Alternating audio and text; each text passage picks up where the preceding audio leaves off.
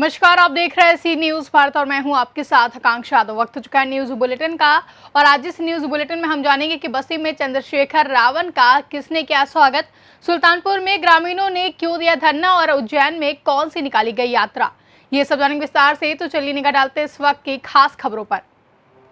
Bhim army ओम Azad Samaj party के संस्थापक राष्ट्रीय अध्यक्ष चंद्रशेखर रावण पहुंचे बस्ती। राम जानकी मार्ग होते हुए गोरखपुर पहुंचा काफिला, हजारों की तादाद में कार्यकर्ता रहे शामिल। गोरखपुर जाते वक्त राम जानकी मार्ग के कलवारी चौराहे पर बस्ती पुलिस से हुआ बहस। चंद्रशेखर रावण ने कहा कि हम शांतिपूर्वक जा रहे, प्रदर्शन नहीं करना है। प्रेम विवाह करना गोरखपुर के अनीश कन्नौजिया को महंगा पड़ गया। छोटी जाति होने के नाते प्रेम विवाह का सजा मिली मौत। चंद्रशेखर रावण ने कहा हत्या रोकने में नाकाम रही पुलिस अचानक चुस्त कैसे हो गई। बस्ती से सीनियर संवाददाता पंकज मिश्रा की रिपोर्ट। कप्तानगंज विधायक सी चंद्र प्रकाश शुक्ला ने पंचायत भवन का शिलान्यास किया। विधायक सी चंद्र प्रकाश ने गौर विकास खंड के ग्राम पंचायत परासटीन में पंचायत भवन का शिलान्यास किया। विधायक ने कहा कि भाजपा सरकार ने देश में शौचालय, बिजली, सड़क आदि पर कार्य करके देश को आगे बढ़ाने का काम किया है। कोरोना संकट काल में पंचायत भवन के निर्माण से जहां श्रमिकों को रोजगार मिलेगा, वहीं भवन के बन जाने से ग्रामीणों को अनेक प्रकार की सुविधाएं प्राप्त होंगी। विधायक ने हवन पूजन कर विधि विधान के साथ पंचायत भवन का शिलान्यास किया। उन्होंने केंद्र व प्रदेश सरकार की उपलब्धियों को गिनाया। बस्ती से सीनियर संवाददाता पंकज मिश्रा की रिपोर्ट। महिला सशक्तिकरण की दिशा में कदम समूह से समृद्धि की ओर राष्ट्रीय ग्रामीण आजीविका मिशन के अंतर्गत सैदपुर ब्लॉक सभागार में एक कार्यक्रम आयोजित किया गया। इस अवसर पर सहायक विकास अधिकारी अनिल राय, ब्लॉक मिशन प्रबंधक वसीम अख्तर, एजाज अंसारी, युवराज सिंह, सुमिता यादव उपस्थित रहे। मिशन प्रबंधक वसीम अख्तर ने बताया कि उत्तर प्रदेश गरीबी उन्मूलन के लिए प्रदेश में 10 लाख स्वयं सहायता समूह बनाने का लक्ष्य निर्धारित था। कोरोना काल के बावजूद प्रदेश में 5 लाख समूह बनकर तैयार हो गए हैं। सारे समूह क्रियाशील हैं। इसके माध्यम से सैकड़ों कार्य हो रहे हैं और व्यावहारिक रूप से उसकी निःशुल्क प्रशिक्षण की व्यवस्था भी सरकार द्वारा बड़े पैमाने पर की जा रही है। मेरा नाम अमित कुमार श्रीवास्तव, पेनियर वाई कंपनी से सैदपुर ब्लॉक को 25 डिवाइस महिलाओं को वितरण की गई। अभी तक यहाँ पे कितनी महिलाओं को इस ब्लॉक से डिवाइस वितरण किया गया है? 25 टोटल 25। ये डिवाइस से महिलाओं को क्या लाभ मिलेगा?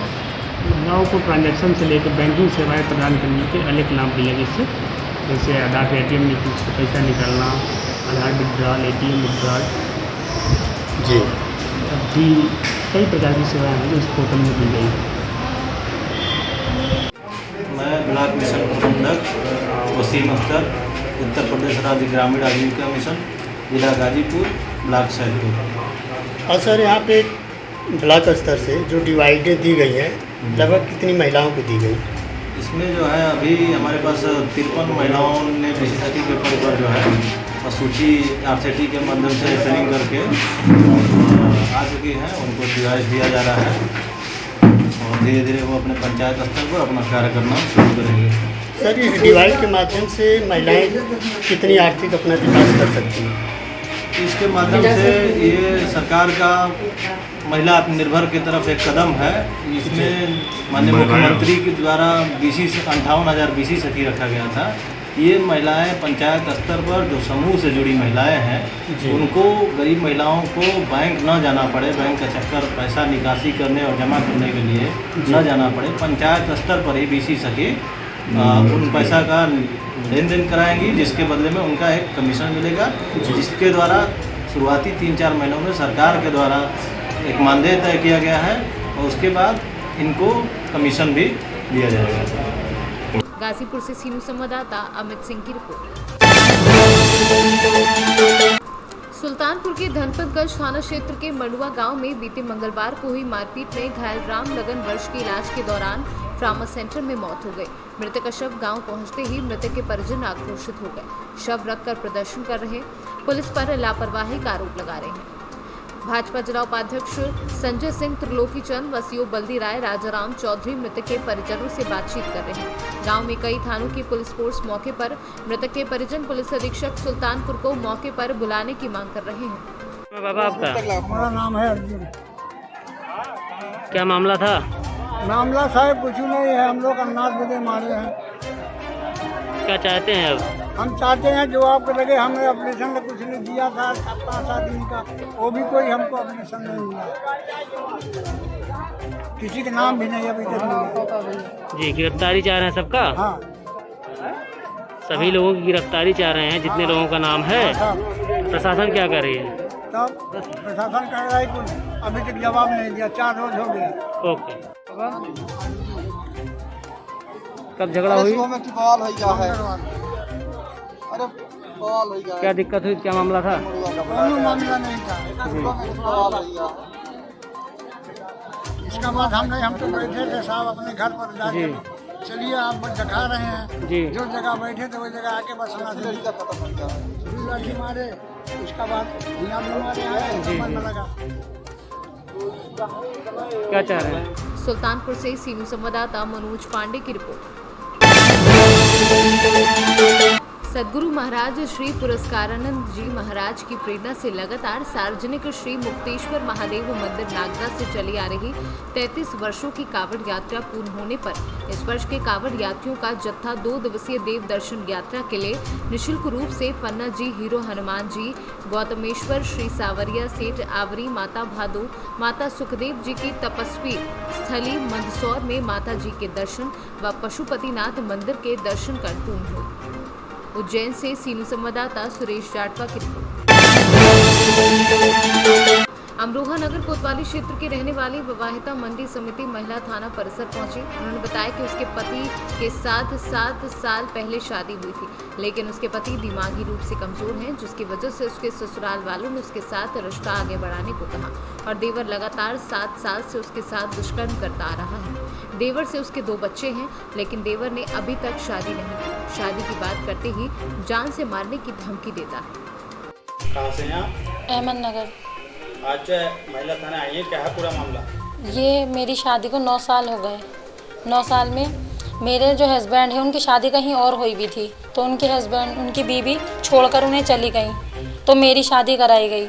मैंने शादी करा के फिर यही कहा कि मैं आपके बेटे के घर में नहीं रहना चाहती, मेरा फैसला करा दीजिए। वो बोली अभी तो हमारी एक बहू गई है, अब तुम भी चली जाओगी, हमारी बेइज्जती हो जाएगी, हम क्या क्या जवाब देंगे किसको।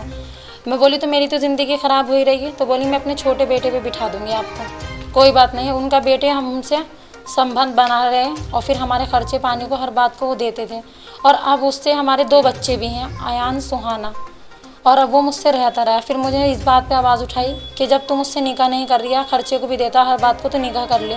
उन्हें निकाह को मना करा कि नहीं मैं अभी नहीं कर रही, कुछ टाइम दो मुझे। फिर नहीं तो फिर उसकी अम्मी रिश्ता कहीं और लगाई गई, लगा कर रिश्ता मुझे बताया उसने कि अम्मी ऐसे ऐसे रिश्ता लगा रही, तुम क्या चाह रही हो। फिर उसकी अम्मी ने कहा, तो मैंने कहा मैं ये नहीं होने देने क्यों, अब तक मेरी ज़िंदगी ख़राब हो गई, अब आगे को नहीं होने देने क्यों। तो वो बोली कि ऐसा कर लेना, आप भी रह लियो वो भी रह लेंगे, तुझे खर्चे पानी को तो देता ही है। तो मैंने इस बात पे कहा कि नहीं, मैंने केस करा, मेरा केस को 2 साल हो गए चलते हुए, और अब आके वो रजबपुर में रहने लगा था। रजबपुर से फिर यहाँ आया, आके फिर मुझसे वही बदतमीज़ी वही सब करने लगा। मोहल्ले वाले देखते थे। एक दिन ऐसा हुआ कि मोहल्ले वालों ने नंगे हाथों घर में देख लिया उसको, कि कोई सबूत नहीं होने के मारे, लेकिन उस दिन वीडियो बनाई सारे मोहल्ले वालों ने, रात के 12 बजे वीडियो बनाकर सबने उसके घर वालों से बोला। पुलिस आ गई, पुलिस आकर ले गई चौकी पे कि तुम किसके साथ क्यों ज़िंदगी ख़राब कर रहे हो, नहीं तो तुम इससे निकाह कर लो। वहाँ ही फैसला लिख के चौकी पे आ गए घर को कि मैं सुबह निकाह कर लूँगा कामिल। लेकिन उसने फिर आते ही उसकी माँ ने उसको भगा दिया सुबह ही, और फिर मुझे इतनी मारपीट करी आके उन लोगों ने। मैं अकेली घर पे रहती हूँ, मेरे 2 बच्चे हैं, तो मोहल्ले वालों ने मुझे बचाया कि मर गई तो हमें ही गवाही देनी पड़ेगी, लेकिन तुम ऐसे नहीं करो। तो उन्हीं के भी नाम लिखवा दिए मोहल्ले वालों ने जिसने मुझे बचाया। तो मैं क्या करूँ अब, मेरी तो कुछ समझ में नहीं रहा। तो उसको सज़ा मिलनी चाहिए ऐसी, जो किसी के साथ दोबारा वो हरकत ऐसी ना करे। आपके इनके साथ संबंध बनाए हुए कितना टाइम हो गया? वही होगा मुझे कम से कम जब से मेरी शादी हुई है, जब से मेरे यही रिश्ते ही है रिश्ता। मतलब ये आपके पहले पति हैं दूसरे? पहले जिससे मेरी शादी हुई थी वो औरत के लायक नहीं है, तो उन्होंने मुझे अपने छोटे बेटे पे बिठा दिया। शिकायत पत्र दिया है? दिया है, सब जगह दिया है, लेकिन कहीं से सुनवाई नहीं हो रही मेरी। इसलिए मैंने आज ये कहा है कि मोदी जी, योगी जी कहते हैं कि बेटी बचाओ बेटी पढ़ाओ, लेकिन यही ससुराल वाले सम्मान नहीं दिलवा रहे, क्योंकि यही धज्जी उड़ा रहे हैं। तो अब मैं चाहती हूँ उसके किए कि उसको सज़ा मिले। अमरोहा से सीनू संवाददाता गौरव श्री माली की रिपोर्ट। बाराबंकी में मोबाइल हेडफोन ने एक 20 वर्षीय युवक की जान ले ली। कान में हेडफोन लगाकर रेलवे क्रॉसिंग पार कर रहा था युवक। लखनऊ की ओर से आ रही राजधानी गुवाहाटी एक्सप्रेस की चपेट में आकर युवक की मौत हो गई। ट्रेन से कटकर युवक की दर्दनाक मौत हुई, जिसके बाद कोहराम मच गया। पुलिस ने शव को कब्जे में लेकर पोस्टमार्टम के लिए भेज दिया है। बाराबंकी से सीनू संवाददाता आशीष कुमार की रिपोर्ट। सरदारपुर तहसील के ग्राम बाकरी में आज श्रीमद् भागवत गीता महापुराण का समापन किया। पंडित मदन लाल शर्मा द्वारा नलावदा द्वारा 7 दिवसीय संगीतमय भागवत का आयोजन श्री राम मंदिर में रखा गया। लोगों को भागवत के प्रति, धर्म के प्रति जागरूक करने का एकमात्र साधन, जिससे मनुष्य में भक्ति धर्म के प्रति जागरूकता रहती है। धार से सीनू संवाददाता अजय की रिपोर्ट। नगर के मोहल्ला खेलकला निवासी शाहरुख की मेनकी दरवाजे के निकट रेडीमेड की दुकान है। शनिवार को साप्ताहिक बंदी के चलते उसकी दुकान बंद थी। इसी दौरान आसपास से गुजर रहे लोगों ने दुकान से धुआं निकलता देख शाहरुख को सूचना दी, जिसके बाद वह मौके पर पहुंचा और दुकान का शटर खोला। तब पता चला कि शॉर्ट सर्किट के कारण दुकान में आग लगी है। आसपास के लोगों के सहयोग से आग पर काबू पाया गया। वहीं दुकान में आग लगने की सूचना पर पालिकाध्यक्ष के पुत्र एवं युवा नेता चौधरी अनम हसन भी दुकान पर पहुंच और दुकानदारों से जानकारी ली। पीड़ित ने बताया कि उसके करीब 2 लाख रुपए का नुकसान हुआ है। उसने प्रशासन से मुआवजे की गुहार लगाई है। नहीं, कहाँ से हैं? मेड के दरवाजा। अच्छे, दुकान के अंदर आग लगी है, किस तरह लगी? ये शॉर्ट सर्किट हुआ अभी। किस तरह हुआ? बस लाइट में शॉर्ट सर्किट हुआ किसी भी तरह। दुकान बंद थी लॉकडाउन की वजह से और दुकान में शॉर्ट सर्किट हुआ है। बल्ब शॉर्ट हुआ तो वजह से दुकान में आग लग गई। तो कितने का नुकसान हो गया? लगभग लाख का तो नुकसान है, लगभग। तो लाखों का नुकसान जी। तो आप इसमें क्या चाहते हैं? बस जो कुछ हो सकता है, क्या चाहेंगे, ऊपर वाले की मर्जी, जो कुछ हुआ ठीक है। शामली से सीनू संवाददाता मोहम्मद इकरार की रिपोर्ट। फिलहाल के लिए न्यूज बुलेटिन में बस इतना ही। देश और दुनिया की तमाम बड़ी खबरों के लिए देखते रहे सी न्यूज भारत।